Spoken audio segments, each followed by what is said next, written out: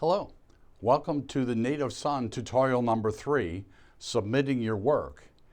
And in this video, I'm going to show you how to submit your work and also troubleshoot some of the common errors that may happen as well with respect to this. Okay, so we're going to submit our work, and then we're going to have to harvest our numbers. And what we're going to be looking for is for you to submit for each task the starting time, the starting day for each one of the tasks as well. And so we're going to look at some of the various options to do this and also look at the troubleshooting the submission if for some reason we do not get the congratulations message that we'll see in just a minute as well. Okay, so just a reminder, you're going to create a beautiful Gantt chart, but we will never see it. Okay, we're not going to see that at all. We're not going to look at it, et cetera, because what we're going to have to do is we're going to have to take these 73 numbers that you created and harvest them from the spreadsheets using some of the spreadsheet tools that we've used, the manual method, the paper method, the simple method, the more complicated or the most complicated method that we have. And we can submit those as well so that we can harvest the numbers, if you will. Okay. If you remember back in the second tutorial, when we enter the website, we get a student main menu, and there's two options here, Native Son and Native Son Excel Upload.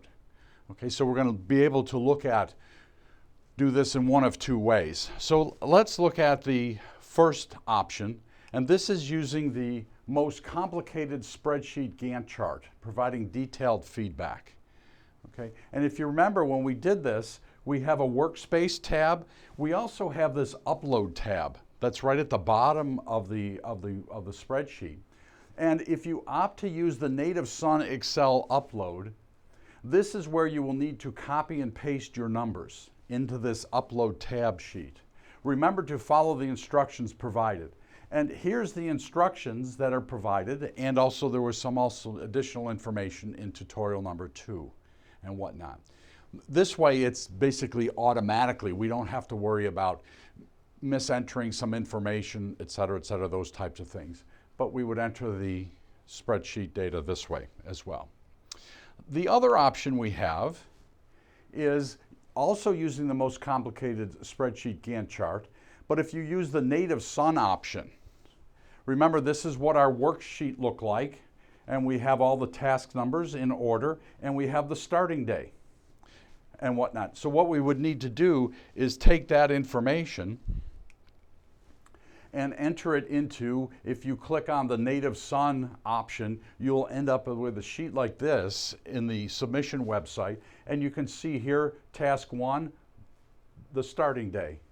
Task 1, the starting day, and you manually have to enter all 73 of the days for that as well. Okay, a little bit more tedious, but certainly will, if the answer is correct, if it's a feasible solution, both will result in a congratulations message as well. The other thing we can use is the more complicated spreadsheet with some conflict checking. This was I think the second one that we did in terms of the spreadsheets and whatnot. And we can check and enter the conflicts and whatnot. And once we do this, again, if we use the Native Son option from the student input options, we would then follow these instructions here and submit this information into each of the things. Now, notice here, this is key. This has day 1 through numerical order, and then the tasks we put into that. Okay? So what we have to do is, there's instructions in here, what we have to do is, because the entry form is by task, 1, 2, 3, 4, we have to rearrange and resort this as well. So there's instructions to do that as well with respect to this sheet in here as well. And again, the entry form looks exactly what it would be if we use the most complicated, but the manual method for that as well. So that would work, again, the same way if you choose to use this method. Okay. This is the simple spreadsheet that we talked about using Excel, the manual method here. And again, if you use the Native Son option and you have this, use the Native Son option, you will take this data, and what we will need to do is harvest this information. we'll have to write it down and see what it is. And here's what I would suggest that you do. Get a blank sheet of paper, label it 1 through 73. So here we have all 73 tasks, both the technical tasks and the filming tasks on there as well. And then what we would do is we would take a straight edge, again using the native sun, we would take a straight edge and we would basically go down each of the days, and wherever there was a appearance of an activity, a task, we would then write that on our spreadsheet here. And we can see here on day 1, these are all of the activities that are going to start that we've planned. And so what we would do is put them into our manual entry form in each of these cases here. And we can see here we have all these different things here. Put day 1, that's where they all start as well.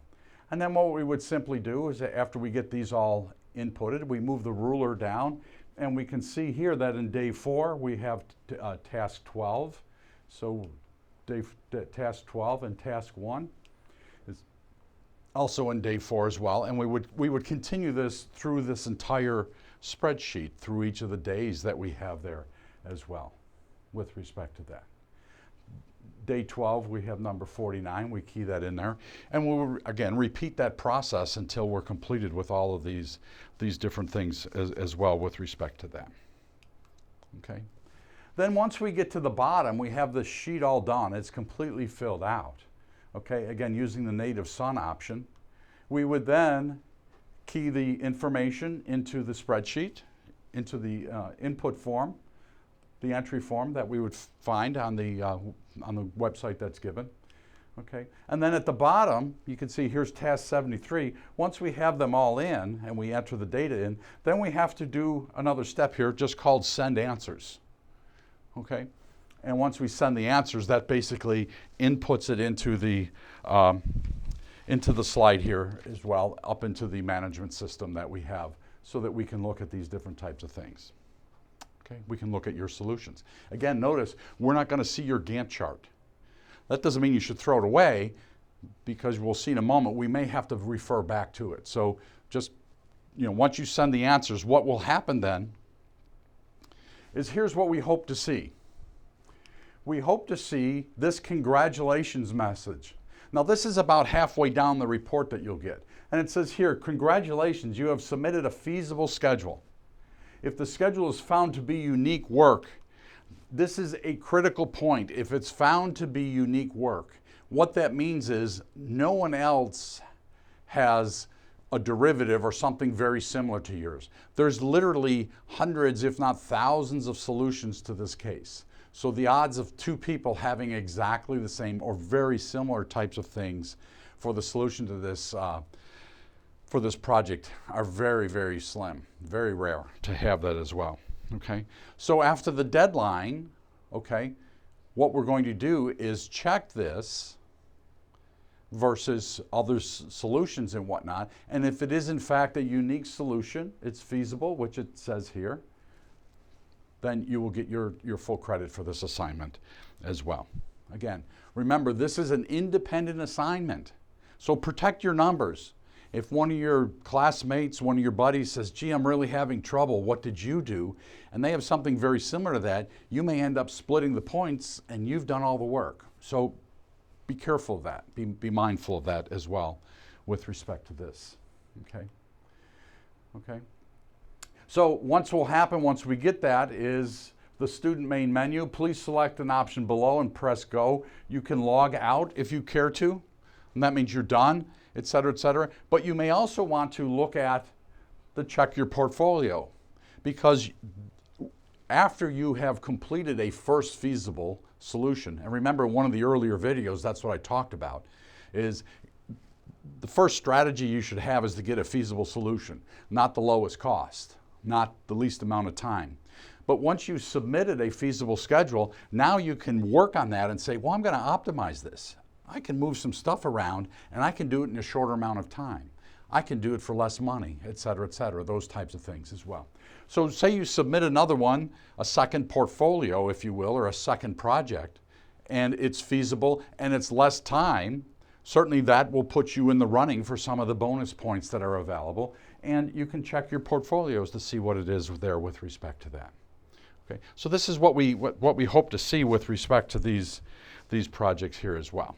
Okay, but what if we don't see that? What if we don't get the congratulations message? I mean, there's a lot of tasks in this, so oh no, what do I do now? First thing is, don't panic. What's going to happen is there's going to be part of the report that you can see that there's some error messages. And in this one here, the length of the project is 20 days. Okay, that was just put in to kind of give us an error message.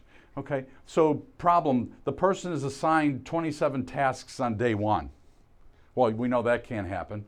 Here's the different tasks. This person is assigned to 11 tasks on day 2. That can't happen as well with respect to that. So you're going to see this, that happens. Okay.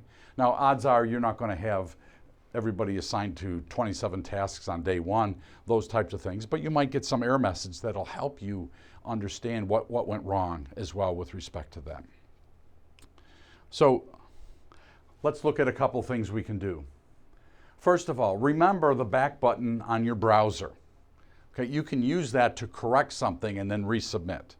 Okay, check for typos in your harvest and online entries. Now, this wouldn't be in the Excel upload option, but it could be in any of the other options where you've meant to put in 12 and you put in 21, or something simple. Or perhaps you skipped one and didn't realize that you double entered, tasks 3 and 4 with the same day, and that's not the case that you want to have as well.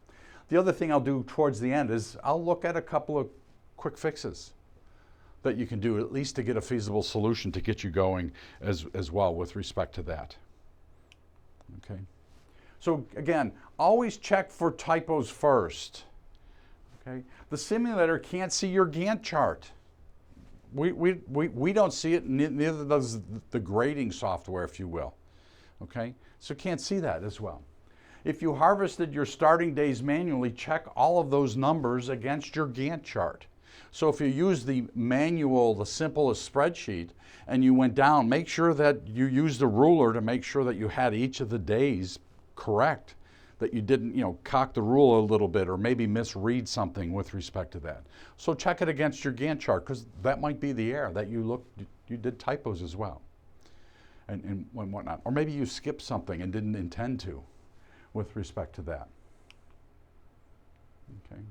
So again, double check and see. And again, in day 12, here, we see here task 49, day 12. Maybe here you put 21, or you put a 10 in. Sometimes that just happens. Or you can't read your writing because you're rushing to get it done. Those things happen. So double check that and make sure that it's right. Make sure that it's working well with respect to that as well. Okay. Again, always check for typos first. Always check the numbers that were entered into the web page. Okay? Make sure that you keyed them in correctly. Again, when you're keying them in, maybe you've just reversed 2 numbers as well. 12 and 21, et cetera, or you put in a 10. You miskeyed something as well. Okay? And then if you look at the bottom of your report, you can verify the numbers. In other words, these are the numbers that the report actually sees. So we'll see this on this slide here, and this is the one where we started everything on day 1. We can see here, these are the different tasks. Here we have task 1, 2, 3, 4, et cetera, and it starts on day 1. Well, is that the case? Again, check it versus your work to see what's happening with respect to those types of things as well. Okay, so the first thing to do, check for typos. Check that you misentered something with respect to this. Okay, and again, here's the website for that where we put in the different data and information as well. So this will be the report. This will be accessible through this website, and also a report will be emailed to your email account, so you can look at it either way in like a text file, that type of thing. So you'll have a lot of this information to troubleshoot as well. Okay, so what if there are genuine mistakes? You double checked all the entries are correct, that what you created, et cetera, but we still have some errors. We did make some mistakes, okay? Remember, you can get multiple error messages just because two tasks are in conflict. Remember we talked about, I think it was in video 2, in tutorial 2, we said that, hey, if two tasks overlap, you're going to get error messages for each of the conflicts that occurs. So say Matt is double booked, you're going to get a message that he's double booked for this task and for that task. So you might get 2 or 3, 4 messages, and it's only one conflict. And once you resolve that one conflict, it'll fix things as well, okay? If that's the case, find those tasks and move one of them somewhere else. Now again, once you start moving things, you have to make sure, hey, I'm not going to create another conflict. But again, you can start looking at that and those types of things as well, okay? If the task isn't in London, okay, remember London is where the sound stages were, we had to construct and strike the sets. Consider moving it to the end of the schedule. Just move it to the end. Now you might be thinking, well, that's not going to help me win the contest because that's just going to extend the length of the schedule. But again, what's our first task here? First task is to get a feasible, unique solution.